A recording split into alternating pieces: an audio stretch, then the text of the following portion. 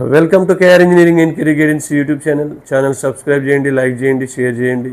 ఆసక్తి గల అభ్యర్థులు పర్సనల్ మెంటర్షిప్ గ్రూప్లో జాయిన్ అవ్వచ్చు. డిస్క్రిప్షన్లో నా ఫోన్ నెంబర్ ఇవ్వడం జరిగింది. మరి ఆల్రెడీ మనం జేఈ మెయిన్స్ సెషన్ 1 అప్లై చేసి ఉన్నాం, సెషన్ 2 కూడా మరోసారి అప్లై చేసి ఉన్నాం. మరి మనకు జేఈ మెయిన్స్ అడ్వాన్స్ అప్లై చేసిన తర్వాత అడ్వాన్స్ రిజల్ట్స్ రాగానే మనకు జూన్ 1st వీక్లోనే జోసా కౌన్సిలింగ్ అయితే ప్రారంభం కాబోతూ ఉంటుంది.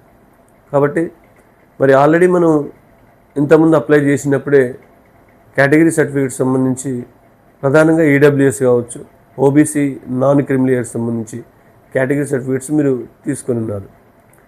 మరి కౌన్సిలింగ్కి ఒక కట్ ఆఫ్ డేటు ఖచ్చితంగా ఉంటుంది జోసా కౌన్సిలింగ్కి.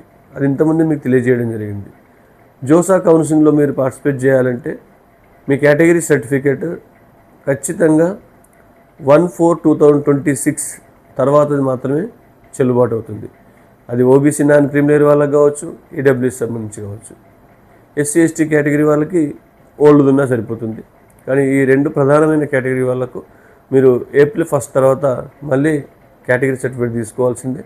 ఇన్కమ్ సంబంధించి కూడా మళ్ళీ కొత్త సర్టిఫికేట్ ఏప్రిల్ 1 తర్వాత మీరు ఎంఆర్ఓ ఆఫీస్కి వెళ్ళి లేదా ఏపీలో అయితే గ్రామ సచివాలయాలకు వెళ్ళి మీరు ఈ యొక్క సర్టిఫికేట్స్ అయితే కలెక్ట్ చేసుకోండి.